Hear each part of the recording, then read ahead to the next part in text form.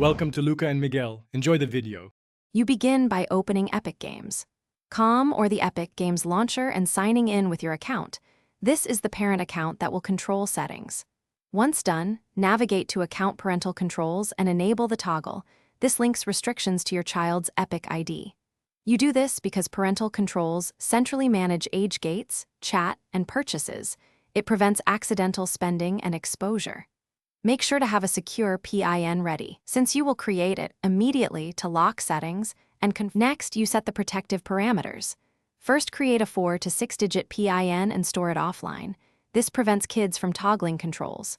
Then pick filters, age-based content, voice and text, chat on or off, and who can send friend requests. Once you pick purchase controls, decide whether purchases require the PIN or are blocked.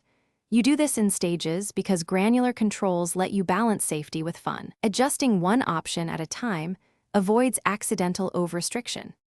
To finish, you sign out and test on the child's device. Attempt a chat, a friend request, and an in-game purchase to confirm the PIN prompts and blocks work. If something fails, try the Forgot PIN recovery sent to your parent email. If recovery email isn't received, check spam and correct your account email. Make sure to log out of the parent account on shared devices, and remember why. Keeping the parent sessions signed in can let a child bypass restrictions unintentionally. Thanks for watching and please subscribe. It's the best investment you'll ever make.